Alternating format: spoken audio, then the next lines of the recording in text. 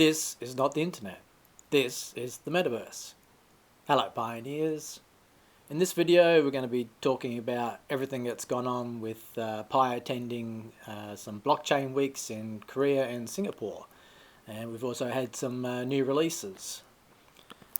Before we get into that, just a little bit of business. I've got a new mining app out there you might be interested in. I've got the link in the description if you want to sign up and use my code. This is backed by Google, and as you can see through this video, Google plays a big part in all of this. So yeah, check that out if you want.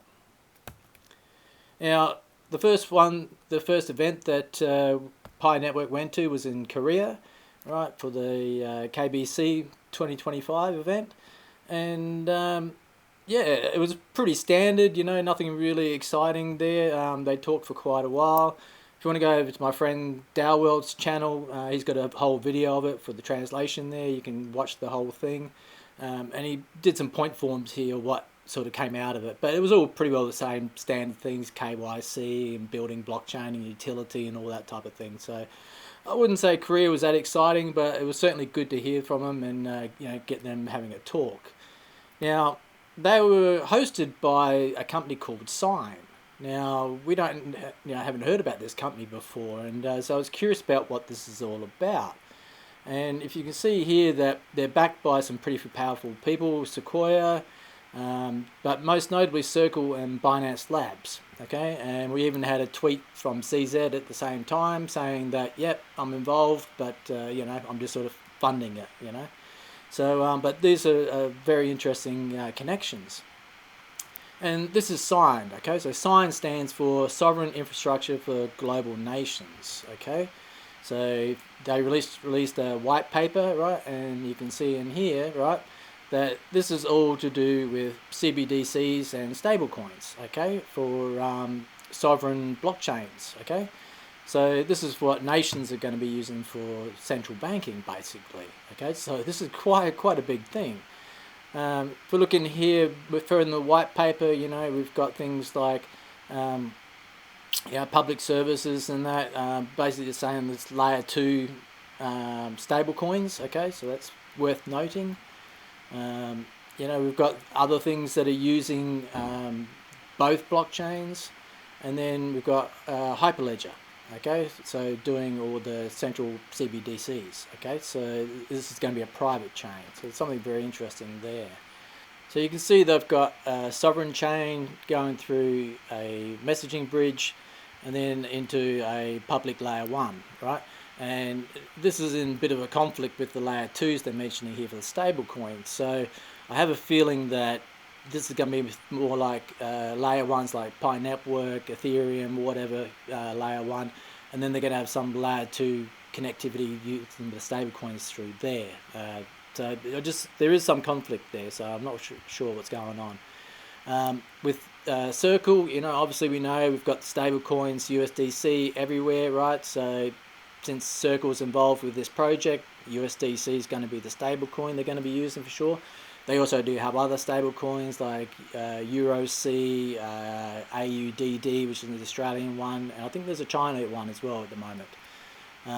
So yeah, so stable coins, layer 2s, very interesting. We've got the token as well, right, that's live, right, and if you click on here you can see that it's on BSC, which is where CZ comes in with Binance. You got Ethereum, and we've also got Base, right, which, as we know, Coinbase is another investor, and this is Coinbase's layer 2, isn't it? Okay. So what about this Hyperledger? Okay, Hyperledger is very important. I've discussed it many times before.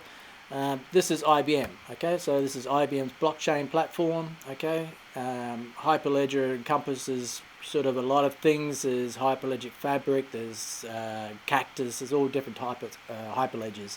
This is Hyperledger Fabric. Now, I first brought this up, it would come out when I talked about ISO 20022, right? I made a whole video on that. This is a graphic from the foundation themselves, okay? So you can see here, IBM, Hyperledger, and Stellar, right? Now, I didn't group those together. That's what the organization grouped together, right? So you can see that, I've always said this anyway, IBM's behind the scenes with Stellar, right? Just no one talks about it. Also, I've got a history with IBM myself. Worked for them for many different sites all over the world. A lot of banking I've done. Probably 3 or 4 different banks. And this is their infrastructure in the data center, which they always have. Okay, so I covered this before, right? Now, if we bring up the white paper, right, you can see this translates pretty good. Okay, right. So you've got the public interface for all the applications, which is all the users facing, okay, right, so all the public, right, you've got your messaging bus here, right, and then you've got your private databases here, okay, right, so it all lines up perfectly, doesn't it? I've also discussed, how IBM, Stellar, right, and what they're bringing, it's all the Forex market, right, the foreign exchange market, very important in banking, isn't it, right, and how they got all these bridges into DeFi. Now, also on this graphic, you can see we've got Circle and USDC, right? We've also got Ripple and R3/4, okay? Right. So, what at the time I made the video, right? This was the current information of what CBDCs Ripple was doing in what countries. This is what Stellar was doing. There was a bit of overlap in a couple of countries as well, so we're still not sure who's going to be doing what. And then I tried to show you how Pi Network is the client side, right? All us users, KYC and all that is going to be done globally. Okay, so you can see all this starting to tie together.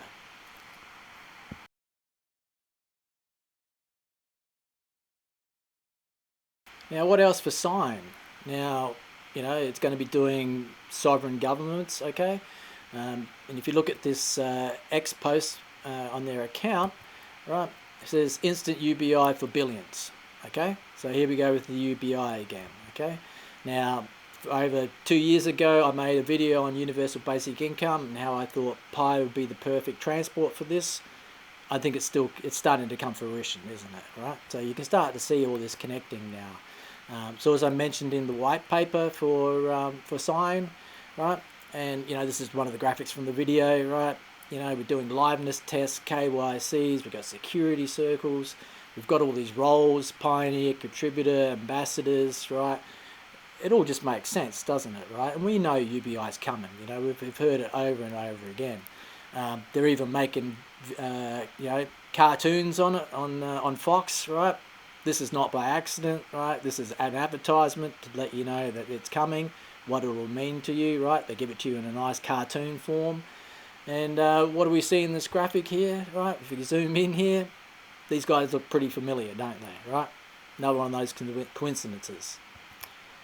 Okay, so we've got this association with Pi and Sign, okay? Now, we don't know whether there's an official partnership here or whatever, but yeah, there certainly seems to be a connection. Right. Now, also attending Korea and Singapore, right, is OpenMind, right? And as we know with OpenMind, that's Pi Network Ventures is invested in this, right?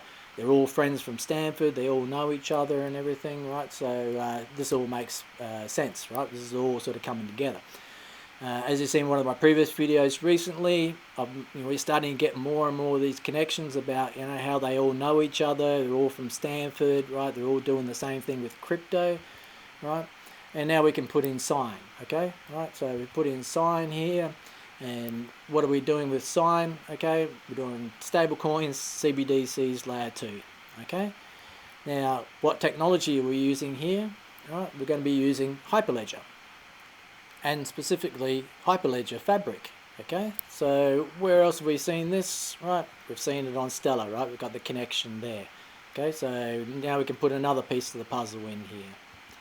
Now, where else have we heard this name Fabric? Okay, I pointed this out in the OpenMind video, right? How we got Fabric, right? So we've got on here all the micropayments, smart contracts, and all that for all the robotics. Okay, so now we can put in Fabric on OpenMind, right? So we're seeing a pattern here of being used this Fabric word. Okay, where else do we see it? Right, we see it with Google Matter. Okay, they use Fabric as well, right? Matter's used for all the smart homes and IoT devices. Okay. And as I pointed out, OpenMind and the logo that OpenMind used for the Fever IQ app, you know, they're all using the Google colors, right? So a lot more coincidences. So when we put all this together, right, we've got Sign doing governments, we've got Pi Network taking care of citizens and KYC, we've got Open Mind, that's been invested by Pi Network Ventures, doing all robotics. Open Mind then has a partnership with Demo, right, which is doing all the vehicles on blockchain, okay? And that only leaves IoT, really, doesn't it, right? And that's where Google comes in with Fabric here, okay? So we're starting to get the big picture here, you know, we're starting to see all these things come together, and yeah, we're finally working out, you know, who's going to be the big players when it comes to the year 2030.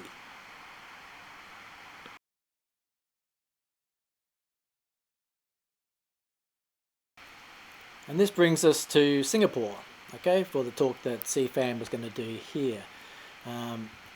Now, prior to doing the talk, she released this press release, okay, that was published, and in this she was saying that my remarks will address a few interrelated imperatives, including advancing genuine blockchain utility and innovation, aligning AI with human well-being through decentralized infrastructure, and achieving true mass adoption.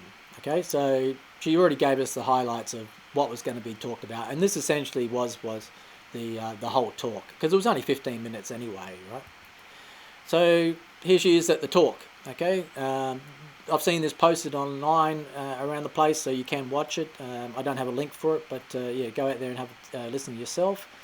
And yeah, you can see here crypto's role in the AI-driven future. Okay, so AI is very heavy here. Okay, and the big thing that they're talking about is this misalignment problem, how AI doesn't have shared goals and values as human beings, okay? So this is to correct that and make sure that AI's goals are aligned with human needs, okay? So this is really, really cool. Okay, so blockchain's ultimate utility, okay, talking about redistribution here, okay? And we've seen this with Open Mind, okay, where they're talking about how you can have fractional ownership of all these robots and all that. And you can, you know, because they're all doing micropayments between each other, and then you'll be able to share in the bounties of those micropayments, okay? Because obviously robots don't need money, do they? Okay, so that's something really cool that you know, we're going to see evolve. Okay, so current crypto trends, DeFi, okay, we've just had this big drop, okay, they put out this, the new DEX, creating tokens and swaps and all that, liquidity pools, currently on testnet, okay, getting ready for mainnet, right, and I assume this will coincide with upgrading to protocol 23 on mainnet, okay, so this was really, really cool. Now, the only thing was, I've been talking about this for ages, right? Because it's been available on Stellar for ages, right? So way before Protocol 19 and all that, this was already inbuilt into the blockchain, right? So I don't know why they've been dragging their feet on this. This could have been released years ago. You know, it's the old enclosed mainnet building utility and all that. But all the evidence is to the contrary, isn't it? All right. So core team's on their own timeline. We don't know what the hell that is. So we just go along with when they release things, okay? But great news, we've got it out there now, it's on testnet, I've tried it out, it's pretty cool, and yeah, look forward to it being on the mainnet. You know, the rest of the talk, you know, I mean, I'm not really going to sort of dive into these slides too much because it's really just KYC, doing utility. She does talk about how it's not about just bringing on current production onto the blockchain, right? It's about bringing on new production, right? So new things that will come up. Obviously, that's what will be happening. But everything's going to live on the blockchain, okay? So we all know this. This is all coming, right? So, yeah, have a listen to the video. You can go through all these, you know, her talking about these things individually. But it's just the same old ramble of utility to utility, right? And KYC, okay? So these are all things we knew about, right? So that was her talk, right? Wasn't very long, but we got some great things out of that one. Wasn't like Korea, you know, we actually got some more information, and we got that great DeFi drop. Okay, so that was really, really, really cool. As we know, outside of that, you know, we've had the protocol upgrades happening in September, right? We're now on version 23 on Testnet, right? So I've covered this in my blockchain videos and all that. You know how this is involving smart contracts, passphrases. God, what else we got there? You got the smart wallets, okay? A lot of functionality with helping smart tools and all that, right? So look forward to all this coming onto mainnet, right? So we haven't upgraded to protocol 23 on mainnet yet, but obviously that's coming very, very soon. Other good news in KYC, all our friends in Syria, you know, we don't have any beef with them. That's all government stuff. They've all got their KYC available now that they can apply for. So that's great news. So let's hope that the rest of the world and all the other countries can come on board as well. And, you know, it's the old one pie, one world, isn't it? Right? So let's get that achieved. That's it for the video, okay? So it was pretty cool. It's great to hear from the core team, isn't it? Right? Because we never hear anything. But, you know, same deal. You hear a lot of this utility and all that, how we're trying to help and all that. But all the evidence is to the contrary, right? Because we've had blockchain ventures, Pi Network ventures out for a long time. We've had partners, we've had the influencer partnerships and all this sort of stuff. You know, they're asking us to help, build, hackathons, you know. It all comes to nothing, right? It all comes to nothing, right? Because in the end, all they do is fund their friends, okay? And, you know, building within their Stanford network, right? Which is cool. That's fine what they're doing, right? But, you know, don't get us to, you know, get our hopes up that we're trying to help you out when you're never actually ever going to fund us or anything like that, okay? So that's it, you know, all positive though, great news, and, you know, keep watching Pi Network, right? Because I know a lot of people have left, but us that stay around, we know what this is, right? Now, it might take until 2030, but we know it's going to be huge, right? And we're going to be living that life of Pi. So that's it for the video, and I'll catch you later.